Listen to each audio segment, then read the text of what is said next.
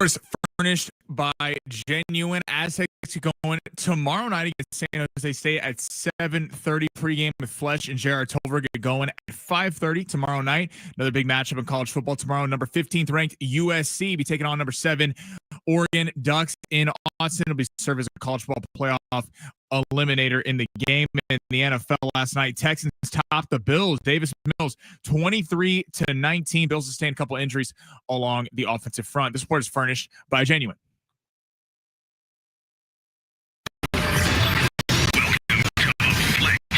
Flex Zone. I'm Ben Fletcher. That's Sammy Long. Into the Flex Zone. Not like other guys. Where are we going in sports? Sound off like you got a pair. Going deep Nothing like some artwork when you're going to take a piss. in the Flex Zone. Time for Panic in Buffalo. The Texans are going to do it! The Texans pull it off! They're going to knock off Buffalo tonight! Big win for the Texans. What's it mean for Sunday? The Aztecs looking to take another step toward a spot in the mountain. The restructuring of the Lakers. Plus, Davis Mills, more than 32.5 passing attempts. We're going with Josh Allen, more than 34.5 rushing yards. it just keeps getting ugly. And James Cook, more than 15.5 receiving yards. At least he's not a quitter.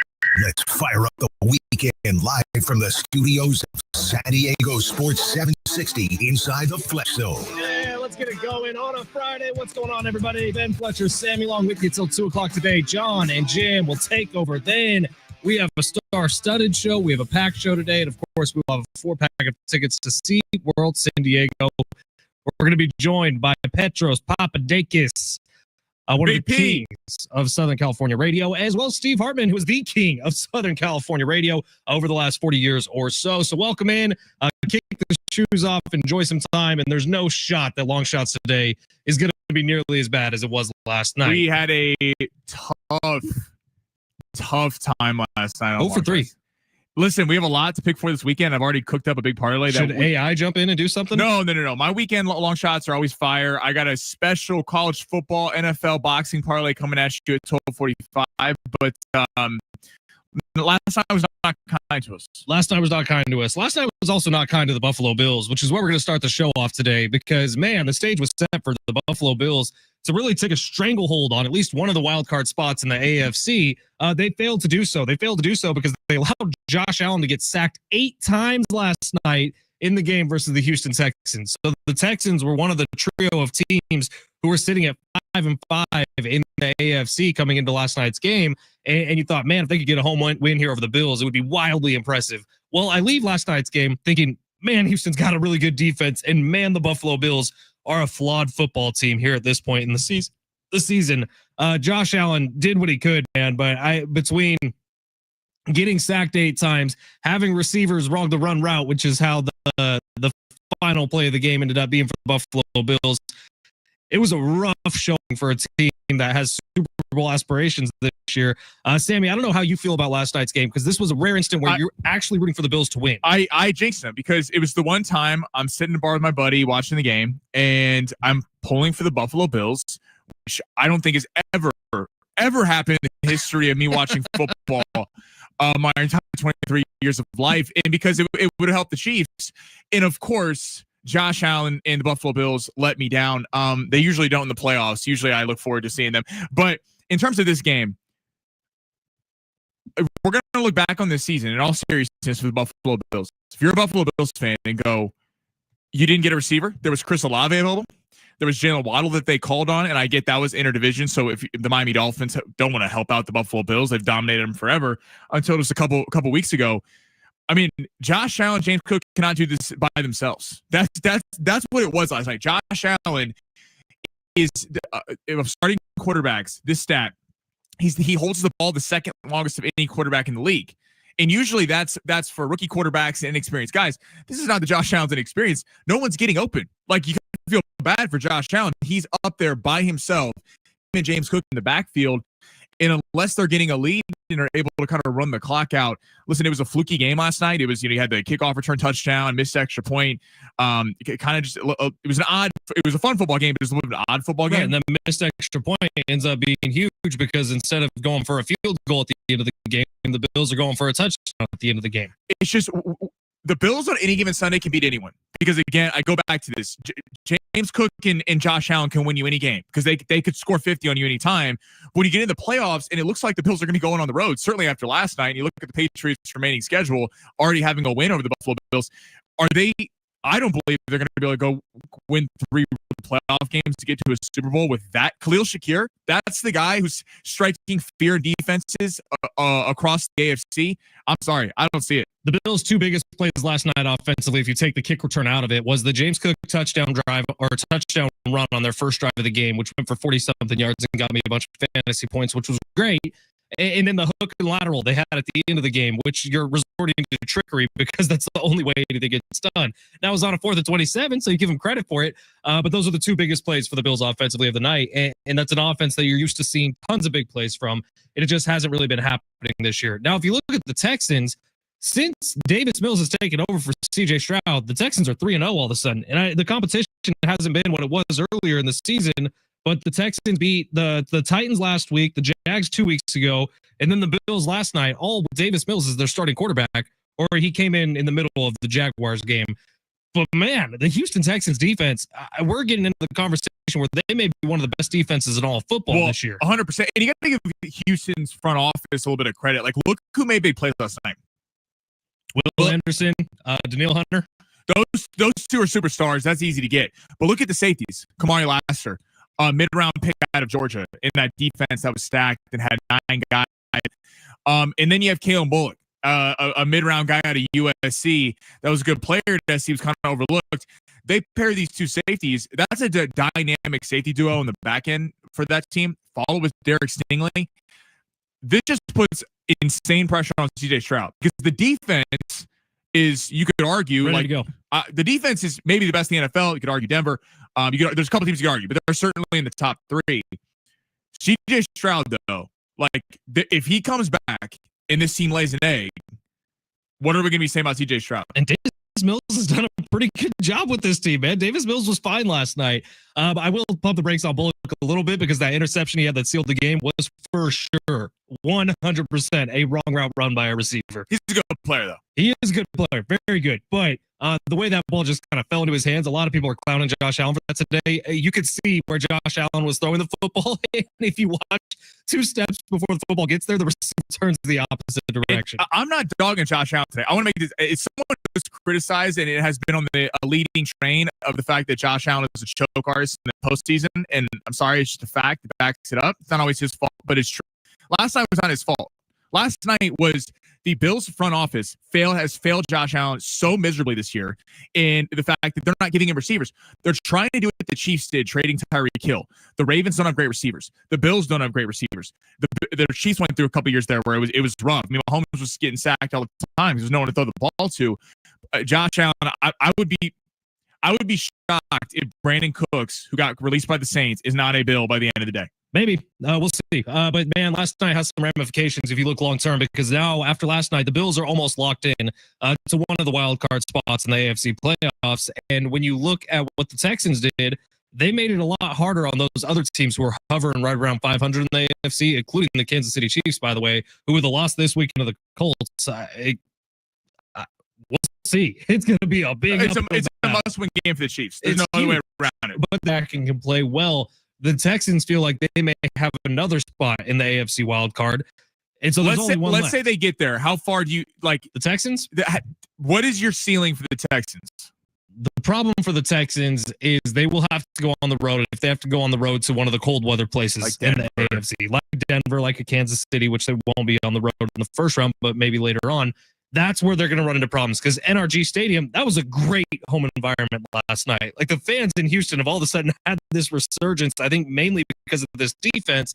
And it was a great home field environment last night, but they play in a dome. And, like, the one thing I'll give the Colts, and I kind of criticize the Sauce Gardner move in terms of you gave up 2 first-round picks for a superstar corner, but you're like, really? Like, you're giving up that much future for a position that's not on its way out, but isn't the same value as what it used to be? I mean, you're talking about against Nico Collins, like the Sauce Gardner move. If you look at some of the teams that might be in the wild card picture, looks better for the Colts after some of these teams are creeping up there. Yeah, the Colts just don't have that many weaknesses anymore. Their biggest weakness, maybe their quarterback, who's playing amazing this year. All right, let's get to the big 3 here of hour number 1. We'll break down some of the biggest storylines that we're going to see play out coming up on Sunday. Of course, we'll get to San Diego State's matchup tomorrow against San Jose State. But Semi, smash the big three. Your lunch break is here. Ready to go back to the office and knock the socks off of the day. The Big Three. YouTube at San Diego Sports 760, X at Fletch and Sammy. Also on YouTube, if you want to check out Big Rich, TD, and Fletch. We had a bar cart Friday this morning. We were sipping on some Aztec Link vodka, which is real nice, man. And I didn't know this, but $3 of every bottle sold from Aztec Link vodka, which I think it's only a $20 bottle at most places. $3 of every bottle sold goes right back into Aztec NIL. How cool is that? That's what I'm talking about. See, people want to buy that. I asked the dude, I was like, so essentially the comp of it is Tito's. And he's very open about that. Except if you go buy Tito's, you're supporting Texas Longhorns NIL. If you buy Aztec we don't need Link, to do that. You're supporting San Diego State NIL. So go buy some Aztec Link this weekend, preferably at Keg Bottle, but wherever you find your booze. Aztec Link supports keeping San Diego State Aztecs in San Diego. It's keeping San Diego high school athletes in San Diego. So go check out a bottle of that. And I also asked him, I was like, hey, you're giving $3 of every bottle back to San Diego State. How do you make money? He said, I don't. This is purely just me trying to help out San Diego State. Hell yeah. That's awesome. Support the system. Sammy, where are we going? By the way, text rolling in. We're going to get to your text in the next segment, 70470. Start your message with team. All right, let's get to NFL Sunday. Cowboys-Eagles should be a fun one. Remember, this is a rematch of the first game of the year when Dallas narrowly lost in Philly. Remember, CeeDee Lamb had those 3 big drops in that game. Dak played well. Question is this, though. Who's got more pressure Sunday, Jalen Hurts or Dak Prescott? Jalen Hurts, because Jalen Hurts is all the media has talked about this week, because apparently there's people inside the Eagles organization who've been talking schmack about Jalen Hurts all week long. Dak Prescott doesn't have any pressure on him right now because Dak Prescott is not currently on a playoff team or a team that's going to make the playoffs this year. Jalen Hurts is expected to defend a Super Bowl effort, so Jalen Hurts has more pressure on him. I do feel, it's tough because, I would go Jalen Hurts as well. I think there's both pressure, but for different reasons. Jalen Hurts isn't... All Dak Prescott's gotten is praise this year. Right, and if Dak Prescott gets to go, well, look at my defense. Like, even he doesn't play, like, even in the Cowboys' losses, Dak Prescott has looked good. The Cowboys are 4-5, and all Dak Prescott gets is praise this season, which I think is fair because what he's done with in and out of the lineup, the fact that the defense has been abysmal outside of last week against the Raiders. We'll see how the defense is this week with kind of Quinn and Williams, Logan Wilson week 2, and Overshown back.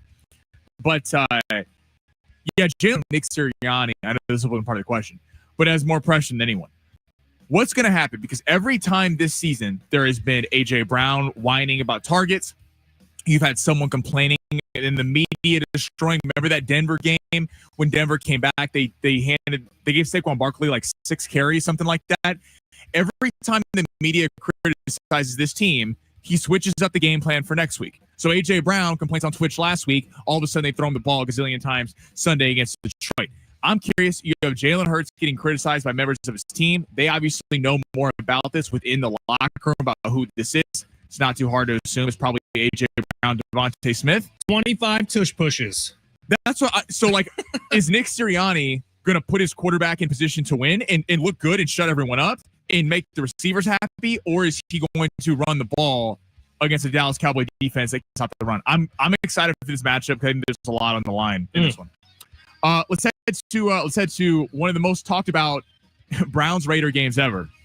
Is Shador's NFL future on the line on Sunday? Of course not, but there's a lot of people that he can either shut up or fuel the flame of. There's a lot of people who are just waiting for him to come out and put up an absolute clanker against the Las Vegas Raiders, because the Las Vegas Raiders have been kind of a laughingstock of the NFL. And if Shador Sanders sucks against them, if he makes that defense in Las Vegas look good, there is going to be time to take a shot at Shador Sanders.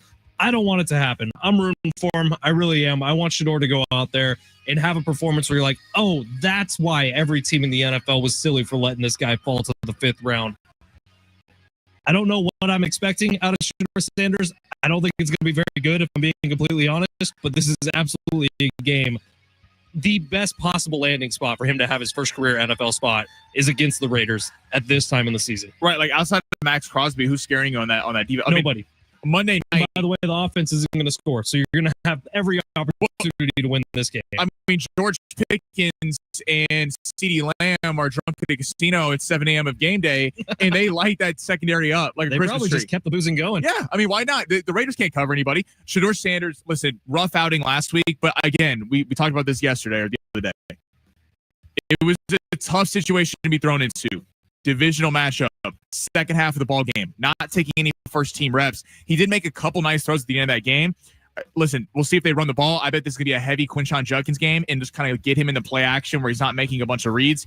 But I'm excited for this game. Like how does he look? I'm pulling for the guy. It'd be cool to see him, and it'd also be an interesting storyline if he plays well and they go back to Dylan Gabriel in a couple weeks. The trade market, obviously they can't trade right now. But the trade market in the offseason is going to go through the roof. Where teams want to take a chance on him. If the Raiders beat him, if the Raiders make him look as bad as he looked last week, and he comes out there and puts up a stinker, it's going to be a field day for everyone covering the NFL. It will. Oh, I already feel bad for him. Story number 3, Steelers-Bears, kind of a fun matchup on Sunday. So the Bears have been winning all these games, but been very close. They've been a lot of walk-off field goals, things like that. Is Sunday a legacy game for Caleb Williams in terms of if he wins this game against a Pittsburgh defense and Mike Tomlin, who has shut down a lot of top quarterbacks in this league, where does your stock go with Caleb Williams? Mike Tomlin against young quarterbacks is kind of a tale of old as time. He shuts them down. It's very like Belichick always had that stat against rookie quarterbacks. Tomlin has a similar one against young quarterbacks. So you look at this game, and the storylines become so much better if Aaron Rodgers is actually playing, which as of right now he's questionable with that hand injury.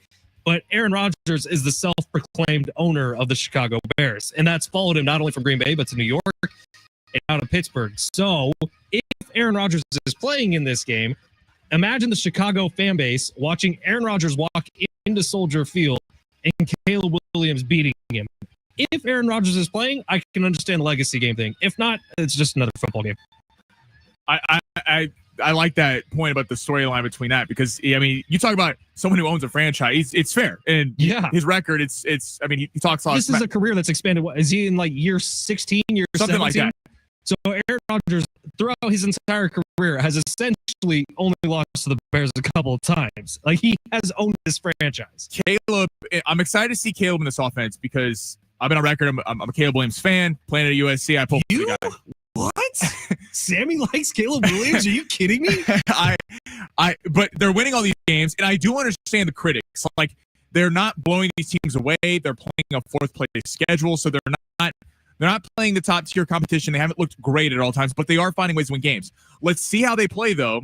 They're atop the division. Detroit and Green Bay struggling a little bit. They actually have some expectations now, not just, hey, this kind of an upstart team that has some talent on it. How do they play against a Mike Tomlin-led team that, to your point, has destroyed young rookie quarterbacks, second-year quarterbacks, made them look bad? It's in Soldier Field. They're 2.5-point favorites. I'm excited to see how the Bears come out because if they win this game, then you start putting on notice like, okay, Caleb Williams has turned a corner as becoming a legit big-time quarterback in this league versus a guy who has massive potential but hasn't quite put it together yet on the field. Especially if he outduels Aaron Rodgers. That'll be the true calling card. All right, let's take a quick break here. On the other side, San Diego State, San Jose State, Snapdragon Stadium tomorrow night. Let's get into what this can potentially mean for the Aztecs coming up next. It's San Diego Sports 760 live on the iHeartRadio app.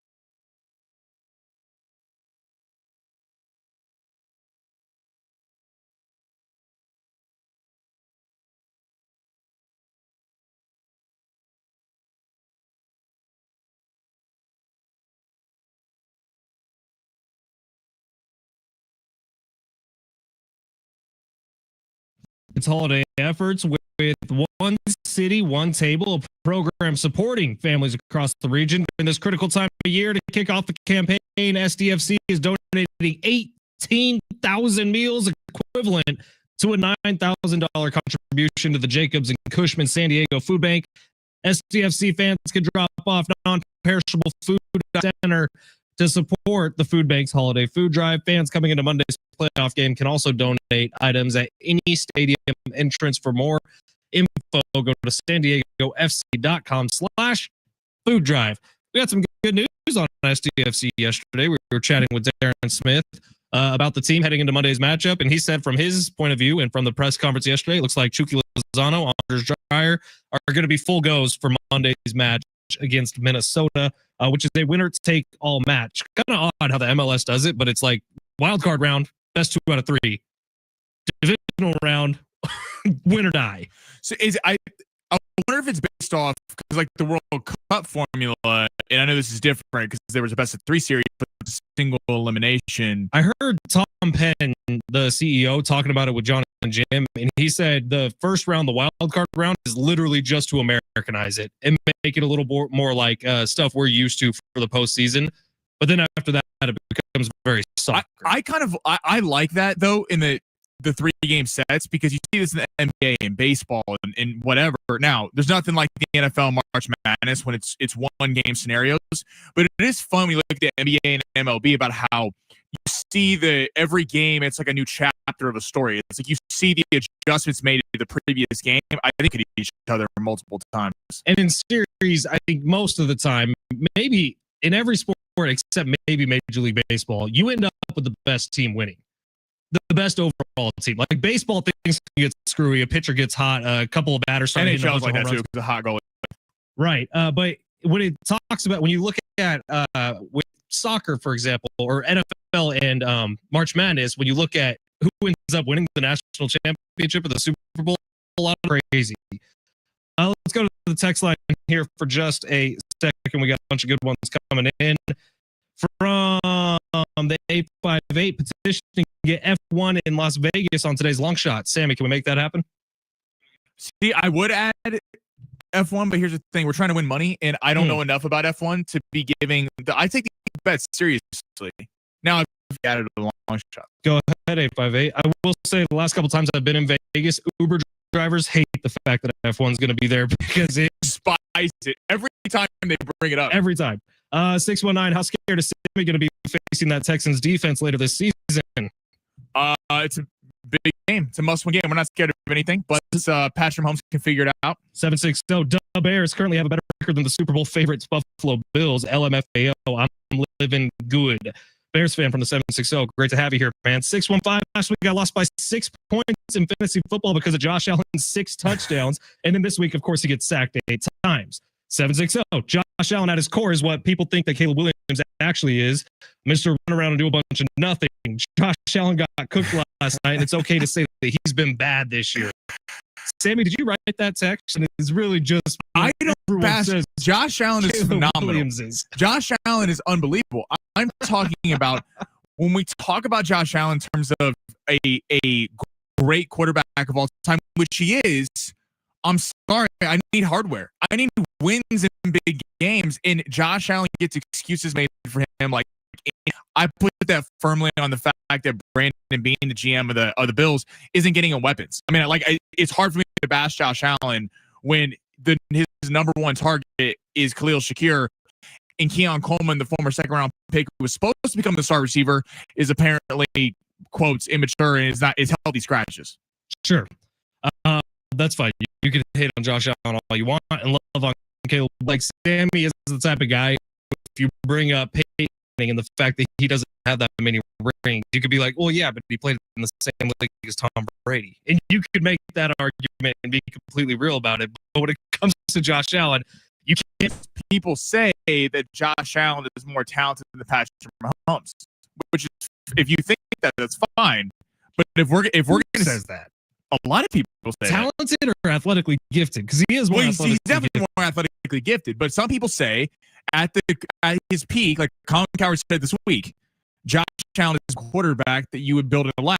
except Tom Brady beat everyone's favorite quarterback. So that's why it's not even a debate that Tom Brady's the GOAT. I mean, it's not even in question right now. Yeah, for years it was Aaron Rodgers is the most talented quarterback to ever walk the face of the earth, but Brady beat because Brady beat him. Yeah, and then it's like Mahomes. You merge the two together. He has this insane talent and a bunch of Super Bowl wins. That's the argument for Mahomes to be the new GOAT, but he's got to get a couple more rings, and it doesn't look like this year's going to be it. They're 500 right now, and it's week 12. So keep that same energy. We'll clip this right now. If they lose to the Colts this weekend, the season's done, toasted, over, margin of error. What if they win on Sunday though? I'm just curious. What if they win? Then they're alive. They're alive. They're alive. They got a heartbeat. It's faint, but they got a heartbeat. Okay. All I ask for this weekend, I don't ask for much in this life. I want a Chiefs W, and I can't wait for the Niners on Monday Night Football because I will be sitting in front of my TV. You're talking about the CMC revenge game? I will be throwing on a Bryce Young jersey. Oh, it's going to be fun. This is a fun week of NFL football. We'll get some Aztecs on the other side, plus give you the biggest storylines, including two of those games we were just talking about, coming up next.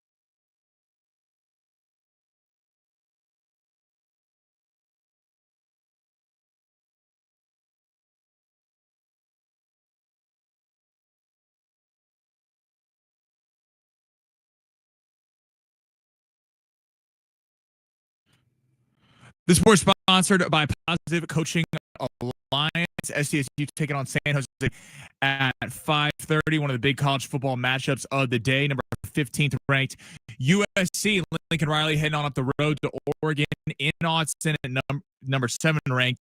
Currently, the Ducks are 10.5-point favorites to win that one at home. Got issues with youth or high school sports? Positive Coaching Alliance can help. PCA Youth and High School Sports coaches, parents, students, and administrators. Visit pcadevzone.org.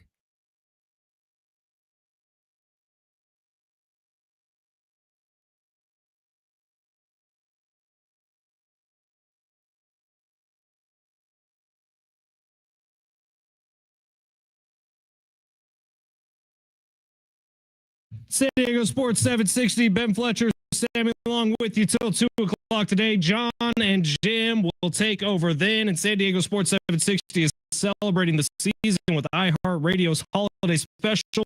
One night you in the holiday spirit with exclusive performances from Goo Goo Dolls, Gwen Stefani, Lady A, Megan Trainor, and more. Listen to the show Wednesday, November 26th at 4 o'clock on Holiday Seasons Radio on our free iHeartRadio app. All right, big one tomorrow night. San Diego State taking on San Jose State at Snapdragon Stadium. It looks like the rain will clear out in time for the game. It is a big one because San Diego State simply needs to win the next 2 games. You win the next 2 games, you are hosting a Mountain West Championship game at Snapdragon Stadium. Listen to a little bit of the Sean Lewis coaches show yesterday, and it's a bummer, man, but he confirmed Jordan Napier going to be out for the rest of the season. Aztecs wide receiver who was on the Blitnikoff Award watch list earlier this year and has been awesome for saying he took against the Boise State team. Unfortunate to say the least. That's a bummer because Napier's an absolute beast and really has been